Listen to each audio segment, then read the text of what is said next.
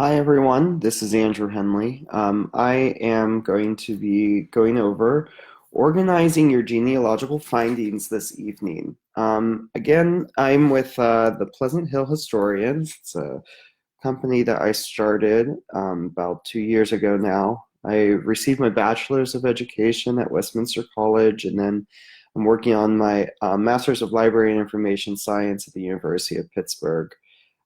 I'm working towards becoming a certified genealogist, but I do historical research. You'll see some of the pieces that I have down below. And so there's the Civil War series, which is a educational series for fifth and sixth graders in partnership with the Lawrence County Historical Society. And then I also have designed some information panels, and two of them are seen there for Millennium Park and Quaker Falls. But I say I dedicate my life to history and education because I think that there's intersections between both of those that is seen throughout my work. As you'll see throughout this and some of the other videos, if you're joining us for the second time, welcome back. I appreciate you joining us, and I hope that more people find these lectures or find these pieces, workshops, whatever.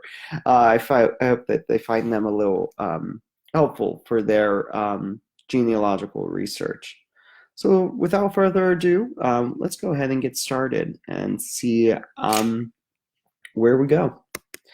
So I had this slide in the previous lecture, and it was organization is key. And I think that many of us can agree that we all want to be more organized in life. It saves us time, it saves us money. Time is money.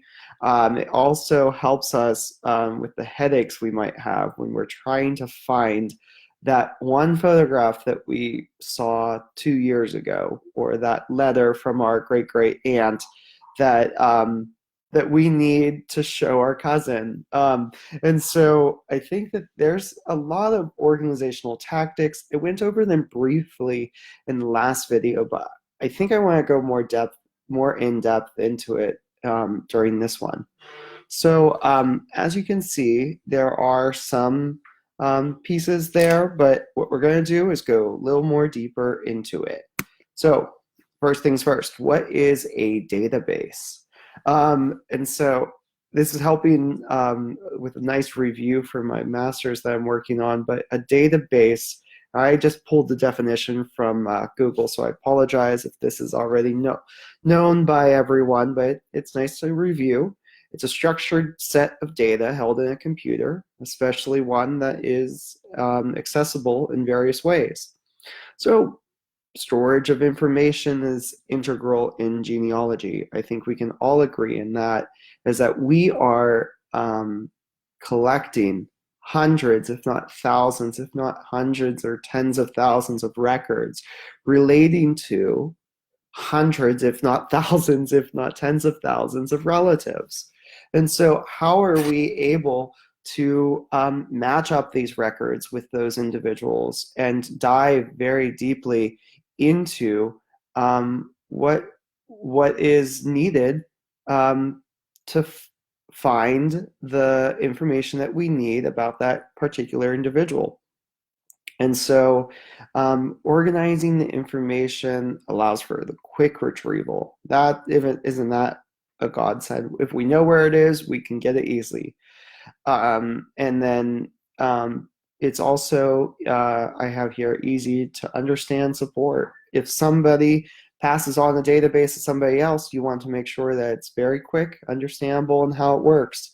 And so if you're donating your family's collection or your aunts or uncles or parents' collection to a historical society, or if you're wanting to donate it, give it to a relative, we always have to think of the continuation of the records. It's sad when we see boxes of family files, photographs being sold on eBay or at a yard sale, and these are very, very valuable photographs to these people.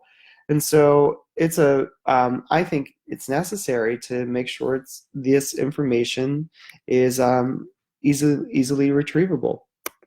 So what goes into a database? And so we have scans of artifacts. I just pulled some pieces here, online, offline. If we find an image of our great-great-great-grandfather, and it was pictured on somebody else's ancestry tree, that's a record. And that would go into a database, I would say.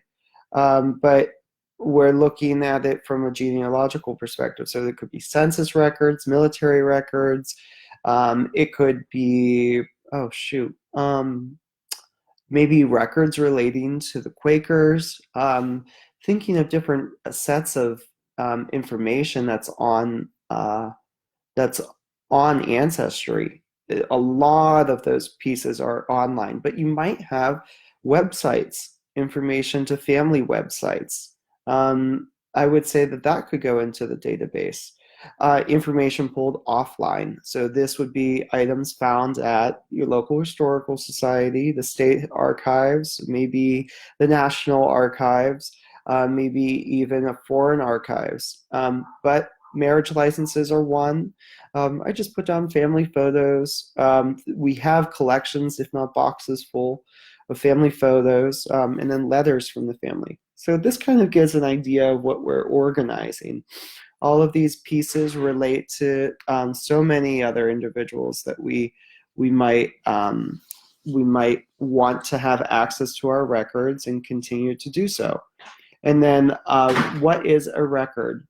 And so I have here, it's just a single unit of, or collection of units of information that have the same, that have some collective and recognizable identity. I came up with that definition. I hope it works, but I think it does for what we're talking about. When we think of archival records in general, there's a lot of theory about how we organize it, and the different pieces with respect to that. But characteristics of the record are, I just put here, the people to whom it relates, the medium on which it is generated. Is it a letter that is on a piece of paper? Is it a photograph? Is it a physical object itself? And then where is the record located? I think that this is one question that we always want to know: who has it? And I think it's great to document that if you lose it, and you want to make sure you have a second copy of it. Some other pieces are like the dimension of the item and whether it's online or digitized in your own personal collection, but these are just some pieces that I think would describe the record. And we might want to document some of these characteristics in our database. So, few questions. Is this a record? So I pulled some pieces that we're going to work with today. And we're going to go through and see how we would document or create a database with 4 sample records. So is this a record? It's Newcastle Weekly News, February 7th, 1883, page 3, Newcastle, Pennsylvania. It says, the John Henley of Edinburgh, who has fled to New Mexico, is John W. Henley. In case people didn't know, my family's last name is Henley, and this is an uncle. And so this is a really interesting story about that, but we'll save that for another day on why Uncle John W. was fleeing to New Mexico. And then here's another one. Is this a record? A photo of Hazel Harlan. That's a cousin of mine, both on the Henley side. And then here, is this a record? A letter to W.R. Davis. And so it's a letter talking about going to visit the family homestead in England, and how his daughter was going to go see the house. And then, is this a record? The 1870 census record. Okay, well, I used record within it, but I think these are some pieces that we can really include in our database. And so I pulled just these samples. We'll come back to them here later on, but let's go ahead and go through. and see what's next. So what to do? Well, where or who is it from? And do they know anything relating to that record, who the people are, or if it's a copy, whether it still exists, or how it came in their possession?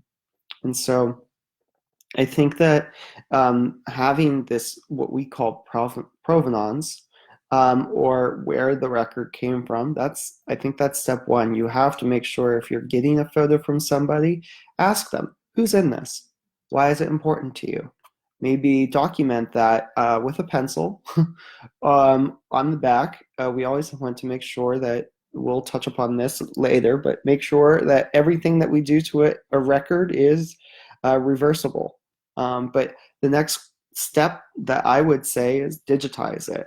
I don't know how many times I've had trouble or I've heard of there being a flood, there being a fire, somebody losing something, somebody borrowing something and not returning it. I think that the best thing to do is digitize it. We live in the 21st century. We want to make sure that we are using the technology that's available to us. And that's just one of them that I think that we can always collectively agree is good. And then log the item into your database. And that's what we're going to talk about today is step 3. And then store it away. A lot of times, I mean, I myself, I use Google Drive for my online storage. For offline storage, I actually purchase archival boxes from gaylord.com. But there's a lot of ways that we can store these records for the preservation of them. So let's dive into step 3, log them in your database. So I pulled this record and there's a link up there, but it's if you Google it, you'll find it on the ancestry.com. It's a free source summary for family information. This helps you whenever you're going through to find records relating to that individual. So if you want to use this, there are other free forums out there, but you could write the date, where, like the repository call number if you're in a facility that has a call number or microfilm number, but some sort of reference to that, and then the name of the source. And then they have type of information on the top right-hand side. That's will, military, different things like this. I think these pieces are good when you're doing physical research, or you can just bring your computer. But either way, document kind of what you're looking at, what you've scanned, and then where it came from. This is part of the provenance item, but it comes into play later on. So I think that's always a good idea. I do want to touch upon this. It's a quick vocabulary piece. I use unique identifiers, and I think in databases we have to look for a unique identifier.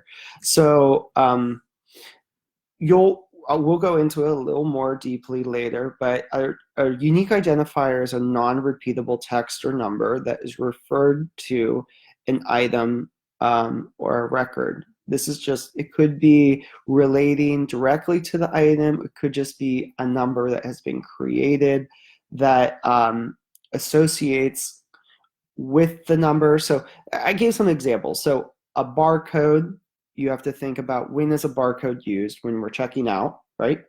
So we want to make sure that the barcode corresponds with all of the information about the item, the price, the description, and we see that. A VIN number, that would be for your vehicle identification number.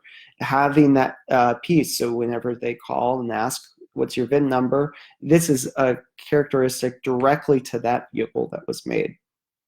Your social security number. In the United States, we have social security numbers associated with that specific individual. And so a lot of times we use this when we're filling out government documents, doing credit checks, background checks, or different things like this. And all of our information about us is associated with our social security number that is related to the government. And then assigning each record a unique identifier and mark it down on the item or with the item. And so I did touch upon this previously, but we want to make sure what we do to the item is reversible. And so for this purpose, the goal is to, well, there's multiple goals. The first goal is to make sure that if you find the item lying on the floor, it fell out of a folder or fell out of a box, you want to make sure that you know exactly where this item goes and what this item is. And sometimes it's a little more recognizable, a little more easy as we go, but as it gets more challenging because we have so many records, we want to be sure that if we pick it up off the ground, maybe on the bottom right-hand corner, we can put this unique identifier on it so that we can look it up in our database, find exactly where it goes, and then put it back in its original location. And so I think that that's one of the ways, but we also want to make sure is that when we're placing this unique identifier on the item, if it's a letter, if it's a photograph, it's an object, we always want to make sure it's reversible.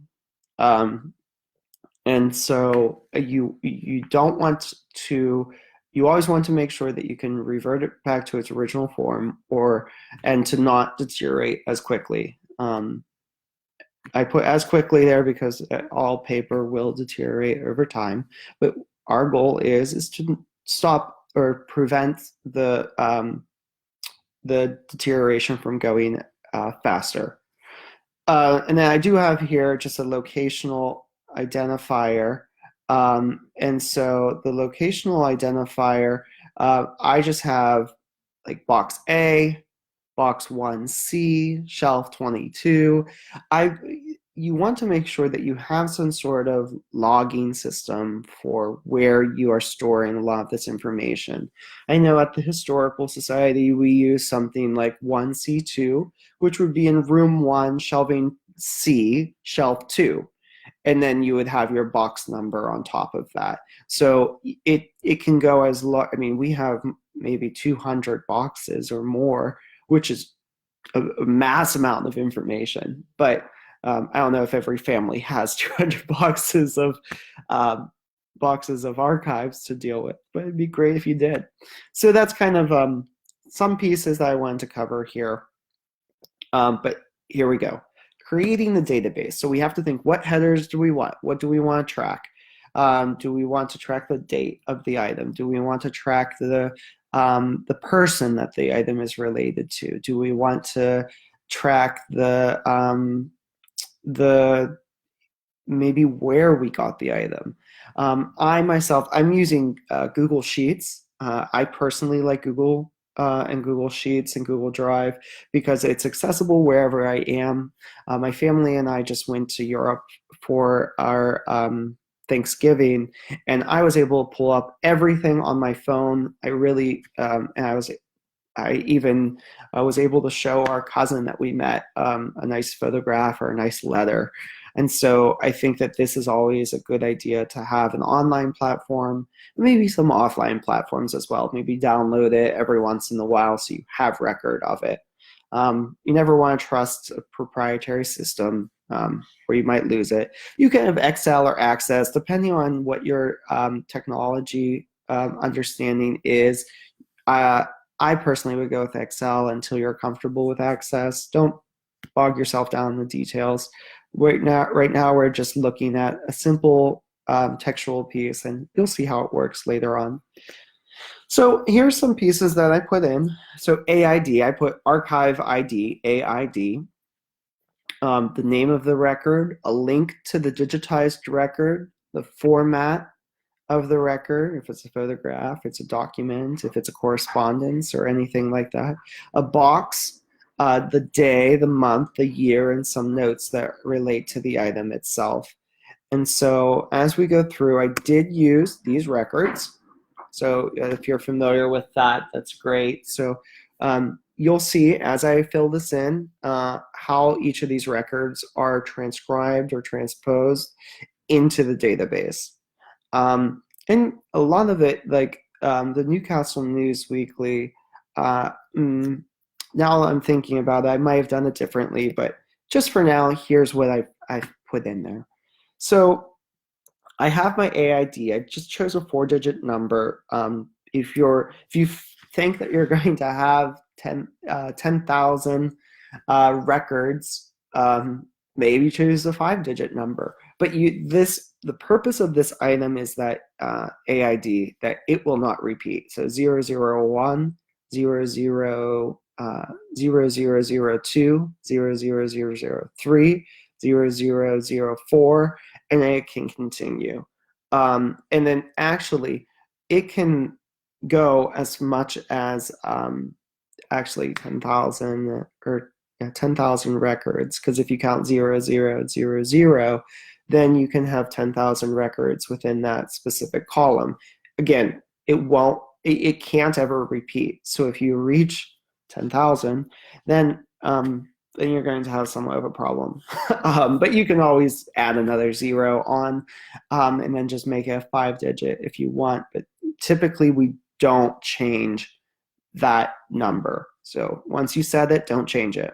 And that's what I would write on some of the items. And so if you see like this photograph here, a photo of Hazel, I would write 0002 on the back of it.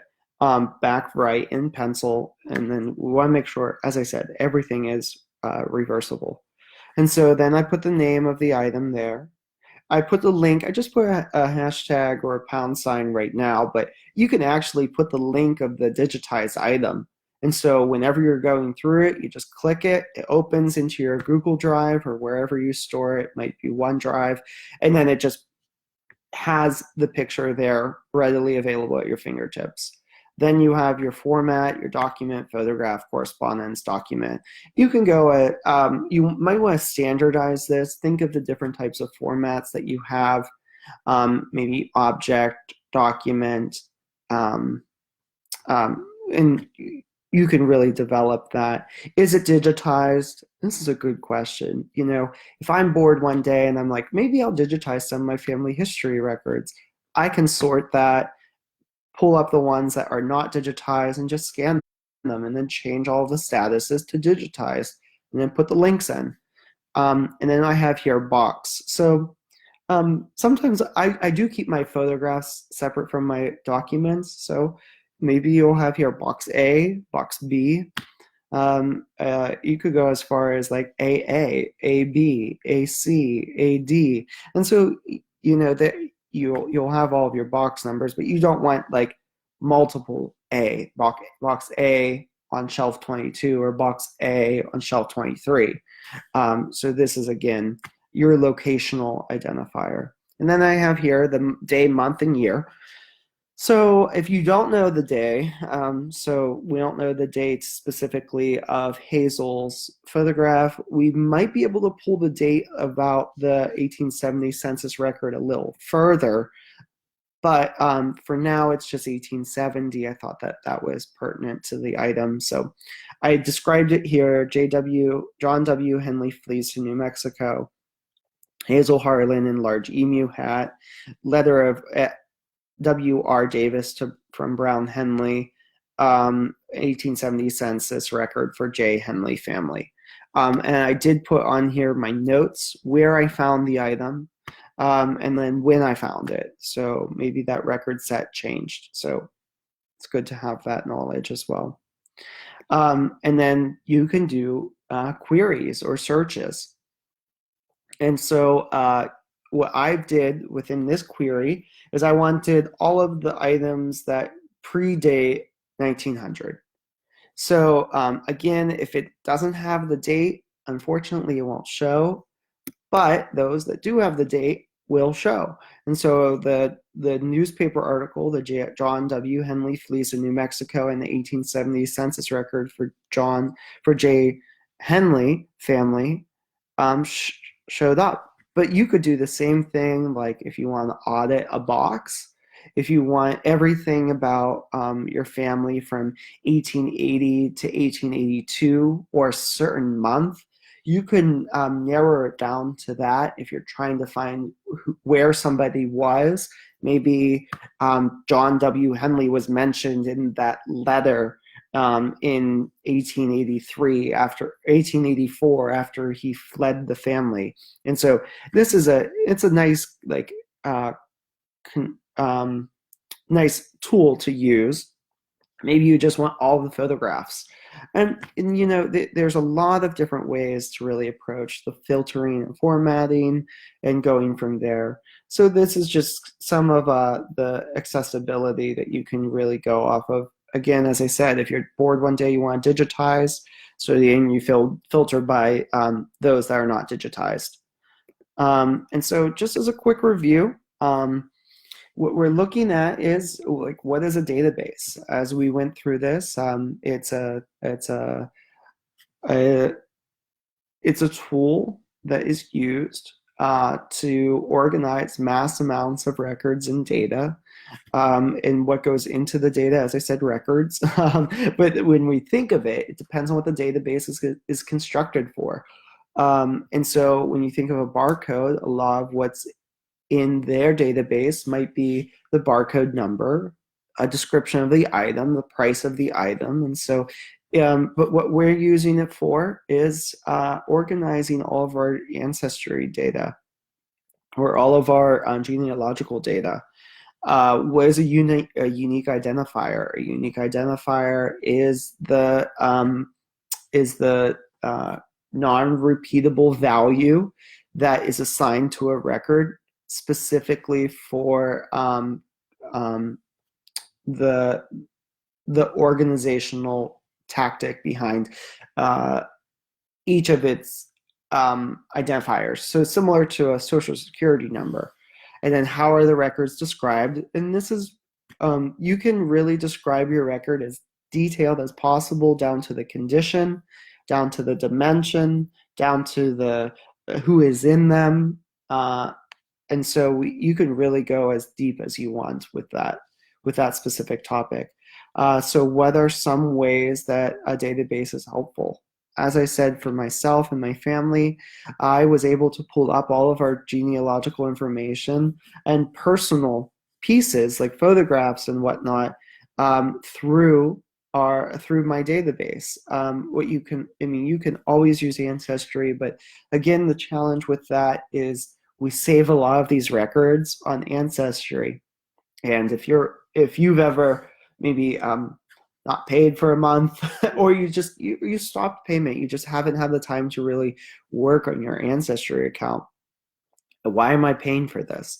And then you lose access to all of the records that you've just linked to that person. So you don't have access to your census records. You don't have access to any of that unless you've downloaded them, you've saved them, and you've really assigned them appropriately through a digital filing system. And that's kind of what we're looking at here. How will this save you time and someone you leave this to? And so, as I said, we always have to think of continuity plans. That's a big word right now in business, as everything that's happening in society today. How are we going to continue? And so think of your collection as something that should continue. You've put your life's work into this, and you want to make sure it's passed down to somebody, that they know how it's organized, that they have a general knowledge of who's in what photograph and what that person really did. And so this is kind of a tool to use to organize your documents and to really make them a transferable piece. So today, last week, I shared with you about our project that I started at the Historical Society, and it was about the melting pot and about immigration data and how we're digitizing a lot of the immigration data that we can have within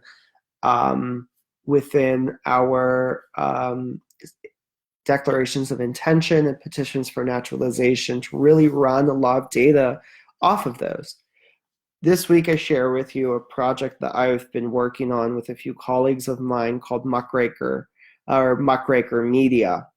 And so what Muckraker Media is, it's a nonprofit that really started today. Actually, we launched our website and everything And the purpose of the nonprofit is open source education through abnormal mediums. And by that, I mean we have podcasts, we're working on a documentary, we're working through a lot of these pieces. We have people all around the United States currently that are part of this podcast network and content creating network that we have curated a great selection of educational podcasts, from history podcasts to philosophy podcasts to comedy podcasts, and how we approach things from a very educational way. I know podcasts are on the up and up. Personally, I like them because I move so quickly. I don't have time to read, but I always have time to listen. And listening is always a great skill to have, if not a great learning technique. As I'm a more auditory learner, this is a perfect medium for myself. So as we move forward, you might see some more information about Muckraker Media, but I encourage you to visit their website, mraker.org or muckrakermedia.org. And so check it out, see what you think, leave some comments, let me know what you think.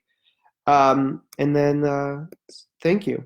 Thank you for joining us this evening. Please visit my website at phhist.com or info. You can email me at info@phhist.com. I plan on doing these every Friday. I haven't chosen the topic for next Friday, but I'll sure to get it out as soon as possible. I want to make sure as many people participate. And if any questions do arise, comment them below, and I'm happy to answer them. Thank you once again. Appreciate it. Have fun organizing.